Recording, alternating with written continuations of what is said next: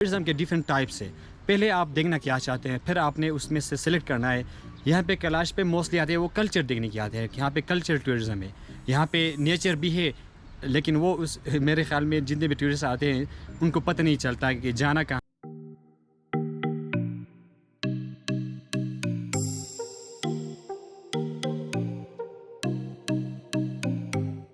बिस्मिल्लाहिर्रहमानिर्रहीम। अस्सलाम वालेकुम दोस्तों, ट्रैवल गाइड ऑफ पाकिस्तान में खुश आमदीद। ट्रैवल गाइड ऑफ पाकिस्तान में आपको आज कैलाश वैली के ट्रिप के हवाले से गाइड किया जाएगा कि किस तरीके से आप कैलाश वैली में ट्रैवल कर सकते हैं, किस टाइम पे, किन मौक़ों पे, किन डेट्स में किस तरीके से आप विज़िट कर सकते हैं। क्योंकि वहाँ पे ज़्यादातर कल्चर टूरिज़्म है, लेकिन हम लोग जो है नेचर टूरिज़्म के पीछे जाते हैं तो वहाँ पे हम थोड़ा सा उदास हो जाते हैं, हमारा कह लेंगे डीमोटिवेट होते हैं कि वहाँ पे देखने के लिए कुछ नहीं। लेकिन ये गलत है और नेट पे और भी वीडियोस हैं जो कि डीमोटिवेट करते हैं कि वहाँ पे नहीं जाना चाहिए, वहाँ पे मुश्किल रास्ते हैं या वहाँ पे देखने के लिए कुछ भी नहीं है। तो इस सरासर ये गलत खबर है।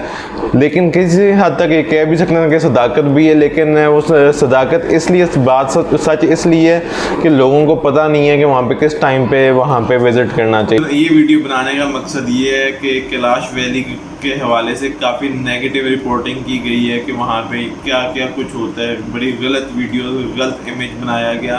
कैलाश की जो टूरिज़्म है उसको एक गलत इमेज दिया गया वहाँ का। तो हमने कोशिश की है कि जो बेहतर इमेज है कैलाश की टूरिज़्म के हवाले से वो आप तक पहुँचाया जाए। तो इसके लिए आज की वीडियो को आप एंड तक देखिएगा और हमारे channel travel guide of Pakistan को सब्सक्राइब कर लीजिए ताकि ये वीडियो और आने वाली तमाम वीडियोस आपको मिल सकें।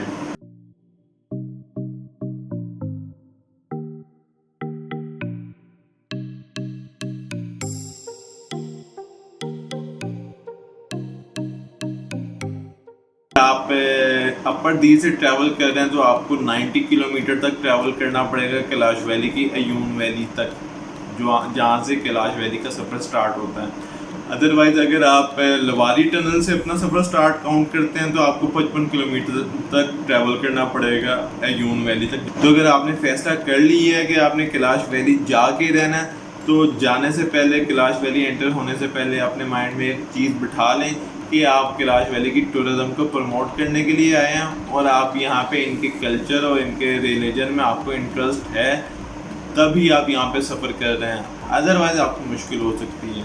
लेकिन अगर आप फिर भी करना चाहते हैं वहाँ पे सफ़र, लेकिन सियाहत करना चाहते हैं, लेकिन जो नेचर है वहाँ की वो देखना चाहते हैं, तो आप 1 से 2 दिन वहाँ पे स्टे करें, किसी होटल में स्टे करें। कॉस्टली तो हैं वहाँ के होटल, तो आप वहाँ पे स्टे करें, कोई गाइड हायर करें जो कि आपको वहाँ की लोकल लाइफ दिखा सके, क्योंकि वहाँ की लोकल लाइफ देखने वाली है। सफ़र की शुरुआत से आपको पहले कुछ आपको गाइड कर दूँ कि जो अयून वैली है बहुत ही लश ग्रीन वैली है, लेकिन इसके साथ बहुत ही खुश्क से आप पहाड़ हैं। ये सिलसिला जो है ये कोहे हिंदुकुश कहलाता है और सारे ही सड़े हुए और काले से आप पहाड़ है, क्योंकि यहाँ पे टेम्परेचर बहुत ज़्यादा है जिसकी वजह से यहाँ पे कोई ग्रीनरी नहीं होती। अगर आप सफ़र करना स्टार्ट कर रहे हैं तो सबसे पहले गाइड करता हूँ, अगर आपके पास 4x4 गाड़ी है तो उस पर आप ट्रैवल कर सकते हैं। अदरवाइज़ आपको यहाँ से लोकल गाड़ी हायर करनी पड़ेगी जो कि होगी तो 2 व्हील ड्राइव, लेकिन उसके लिए आपको सहूलत होगी कि वहाँ के जो लोकल है वही गाड़ी चला सकते हैं। उनकी गाड़ी होगी वो अपनी मर्ज़ी से चला सकते हैं, क्योंकि आप वहाँ पे नए होंगे।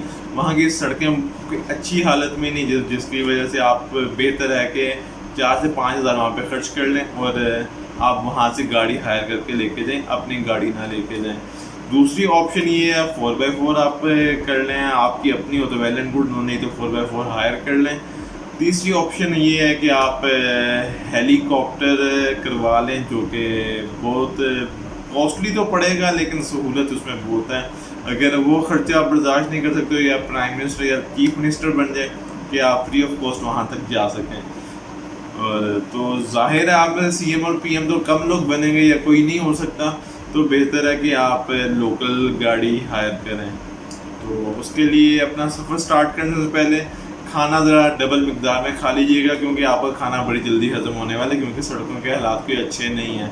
सिंगल रोड है और बहुत बुरी हालत में है। 17 किलोमीटर क़यामत खेज़ रोड है। आप सफ़र का हम शुरुआत करते हैं, साथ साथ आप देखिए कैसी सड़क है, आपको कैलाश वैली की टूरिज़्म के हवाले से गाइड करते रहेंगे। एक फोटो पिक्चर भी आप उतार नहीं सके। लेके वापस जा रहे, तो ये आपके लिए मेरे ख्याल बिल्कुल में आपका ऐसा ये है। प्लान फेल हो गया आपका, मेरे ख्याल में जहाँ तक मैं अंदाज़ा लगा रहा हूँ आप विदाउट एनी कुछ भी नहीं वापस जा रहे। बिल्कुल ऐसा है, क्योंकि हम लोग हैं कि हमें जो व्यू देखते हैं, माउंटेन देखते हैं, यहाँ पे जो जिसने हाँ। आना है वो कल्चर देखे, रिलीजियस देखे। हाँ, religion कल्चर के लिए इवेंट पे आना चाहिए, अदरवाइज आएंगे तो आप थोड़ा समझेंगे आपने नहीं, कुछ नहीं अदरवाइज देखा। भी आएंगे तो यहाँ पे ठहरेंगे, लोकल गाइड मिलेगा तब वो एक्सेस कर सकेंगे उन तक, घरों तक एक्सेस नहीं हुए, जो गाँव होते हैं विलेज वहाँ तक एक्सेस कर पाएंगे, लेकिन उसके लिए आपके कोई लोकल बंदा होना चाहिए ताकि वो आपको लेके जा सके। ठीक है, और जो हमारा पॉइंट्स हैं, माउंटेन पॉइंट्स या इस तरह के जो भी है, हाँ, उस पे उसकी एक्सेस किस तरीके से, गाड़ियों पे है, मोटरसाइकिल बाइक पे से, है? मोटरसाइकिल पे आप जा सकते हैं, इसके अलावा ट्रैकिंग कर सकते हैं, ट्रैकिंग के लिए जगह आपके पास बिल्कुल अवेलेबल। सही।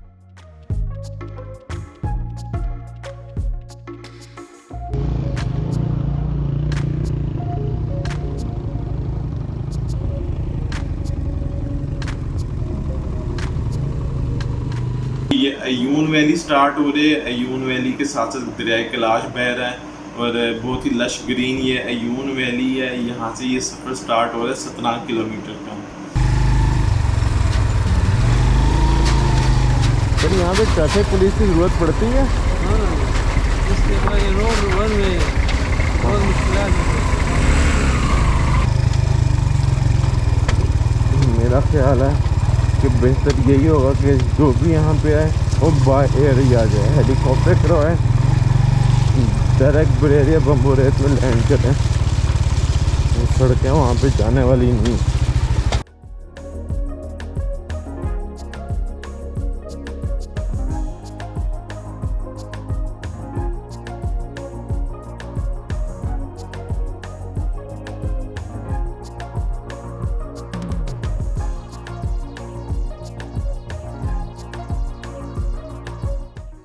वैसे ये जो सिस्टम है पानी का, ये बहुत ही कमाल है। पानी तो जाना है, पानी की फरावानी जितनी भी है जाके इसने दरिया में शामिल हो जाना। आपकी ज़रूरत से ज़्यादा जो भी पानी है उसने जाके दरिया में शामिल होना है और दरिया ने समुंदर में शामिल होना है। फ़ायदेमंद बस वही पानी है जो आपने इस्तेमाल कर लिया।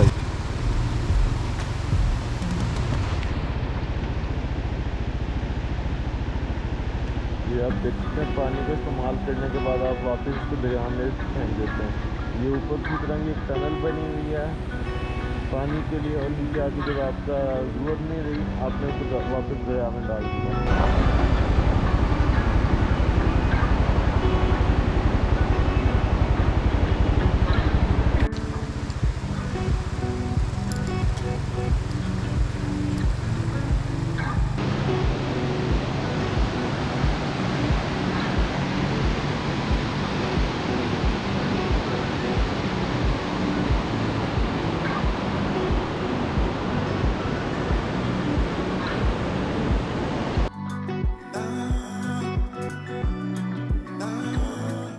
ये ब्रिज लकड़ी का आ रहा है, इसको क्रॉस करेंगे जहाँ पे आपने 50 रुपीज़ यहाँ पे टैक्स देना है। वहाँ से अगर आप लेफ़्ट साइड पे जाएंगे तो इनका मेन विलेज जो है बम्बोरेत, जहाँ पे इनके मेन कल्चरल इवेंट्स होते हैं, वहाँ तक जा सकते हैं। 12 किलोमीटर का एक तूफ़ानी रास्ता जो कि लग पता जाएगा, चलिए नहीं पता लग जाएगा। और दूसरी तरफ आप जाएँ तो वो 8 किलोमीटर इनका रंबोर गाँव, रंबोर वैली आती है। तो मेन ये 3 वैलीज़ है, बम्बोरेत, रंबोर और बरीर। इसके अंदर इनके ज़्यादा गांव हैं, इनकी विलेज लाइफ प्रॉपर देखने वाली है अगर कोई वहाँ पे विज़िट करे।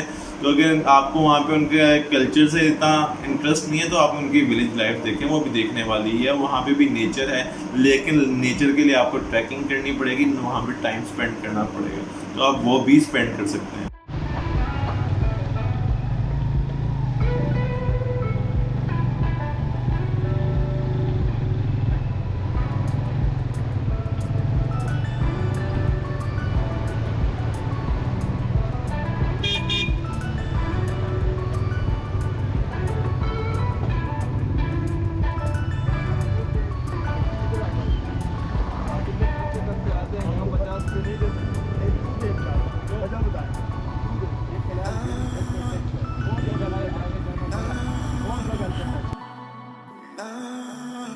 बरेर, बम्बोरेत, और रंबोर, ये 3 विलेजेस हैं यहाँ पे कैलाश वैली के। एक का जो रास्ता है वो मेन स्टार्ट में अयून से यहाँ से भी 5-7 किलोमीटर पीछे से है। 2 का रास्ता ये, एक का मेरे राइट साइड पे जा रहा है, एक मेरे लेफ़्ट साइड पे जा रहा है। सिर्फ एक लेफ़्ट साइड पे जो रास्ता जा रहा है यहाँ पे जाने के लिए पर हेड 50 रुपये एंट्री है। ये हमारे जो भाई साहब हैं ये कह रहे हैं कि मेरी 50,000 सैलरी है, ठीक है, और आप मेरे से बदतमीज़ी नहीं कर सकते कि मैं लीवीज़ हूँ, आप मेरे से बदतमीज़ी नहीं करें। ये कैलाश वेलफेयर फंड है।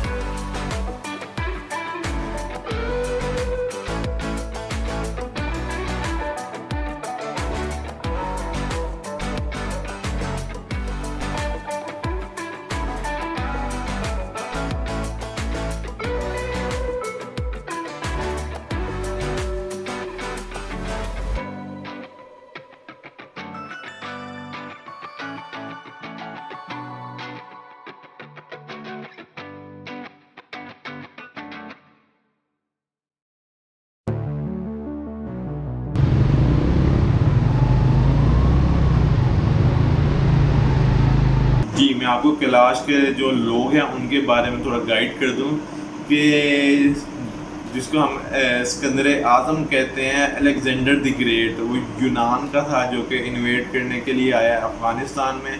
तो कुछ उसके सिपाही ज़ख्मी हुए तो वो लोग यहाँ पे अफ़गानिस्तान बॉर्डर के साथ यहाँ पे पाकिस्तान का एरिया जो अब बना है ये यहाँ पे रह गए थे। तो उनका जो मेन जनरल था उसका नाम कैलाशा था। उस जनरल के नाम से जो उसके साथ जो सिपाही और सिपाही की जो फैमिलियाँ यहाँ पे रहीं वो कैलाशा या कैलाश कहलाए।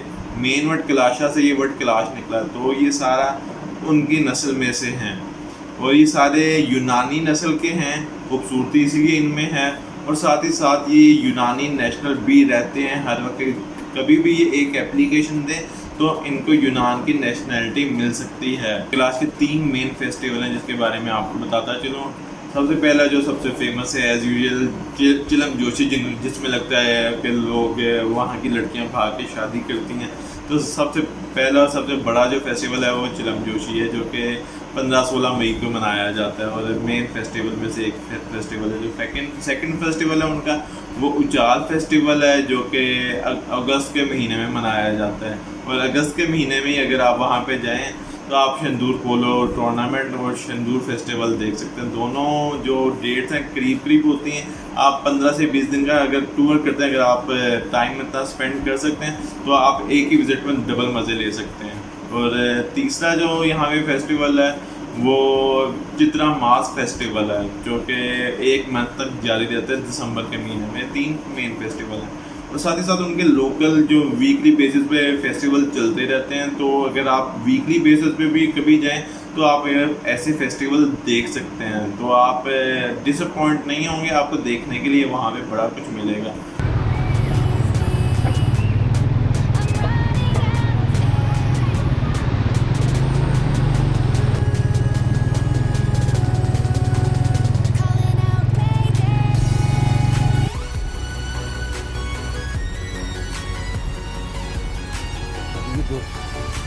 ऊपर कुछ पहाड़ है, नीचे साफ तरीन पानी, मज़े है मज़े। मुझे जो अपनी भतीजी याद आ रही है, सॉरी भांजी याद आ रही है जो कुछ दिन पहले बाहर गई हुई थी, किसी बच्चों को खाना खाते देखती है तो कहती है खाओ खाओ मज़े।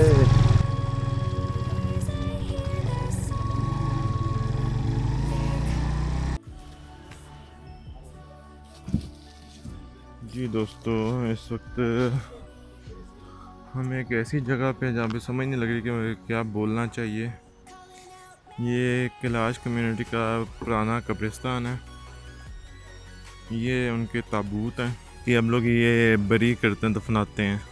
पहले ये लोग इन ताबूतों में अपने मुर्दे रख के छोड़ जाते थे। इनके जो भी वफ़ात होती थी उस पर अच्छा खासा इनका ख़र्चा आता था, 10 से 15 लाख तक।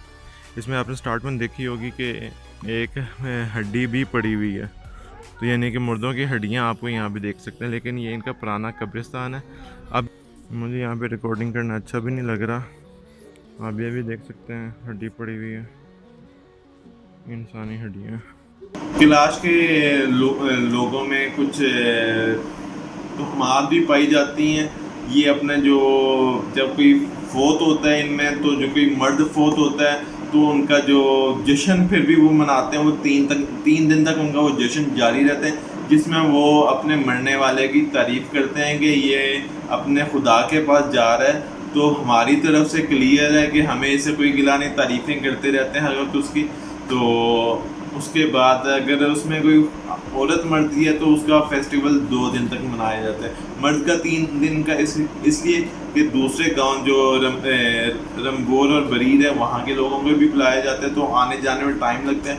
तो वो 3 दिन का फेस्टिवल होता है। तो उस 3 दिन के अंदर वो अपना जो मेन हॉल है उसके अंदर डांस वगैरह करते रहते हैं, उसके लिए तारीफ़ें वगैरह, उसके लिए दुआ वगैरह करते रहते हैं। कैलाश की जो मेन आबादी है आपको कोई 3500-4000 है जो कि नॉन मुस्लिम है, जो कि अपने कल्चर को प्रिजर्व कर रहे हैं।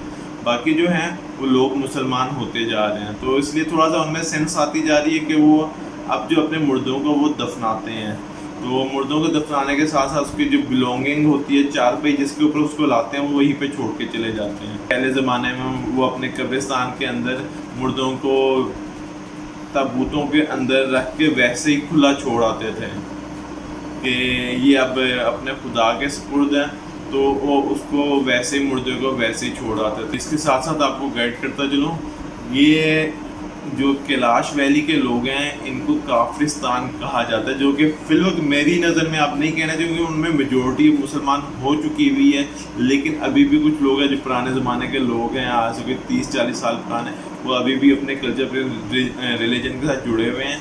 लेकिन अब वो तादाद में काफ़ी कम हो चुके हैं, अपने कल्चर और रिलीजन के साथ वो ज़ाहिर हैं, वो जीते हैं। तो उनको काफिरिस्तान इसलिए कहा जाता है कि इनमें से कुछ लोग मुसलमान होके यहाँ पे रहना शुरू हुए, तो उनका जो मुस्लिम और नॉन मुस्लिम का आपस में क्लैश होना शुरू हुआ। तो जो मुस्लिम थे वो वहाँ से माइग्रेट करके अफ़गानिस्तान वाली साइड पे चले गए। जो अफ़गानिस्तान वाले साइड पे चले गए वो नूरिस्तान कहलाया, और जो यहाँ पे पीछे रह गए थे ये काफिरिस्तान कहलाया। जो इनकी मेन हिस्ट्री है काफिरिस्तान, इसलिए इनको कहा जाता है। आप अफ़गानिस्तान के मैप पे देखें तो आपको वहाँ पे एक पूरा जो उनका सूबा है वो नूरिस्तान वहाँ पे मिलेगा।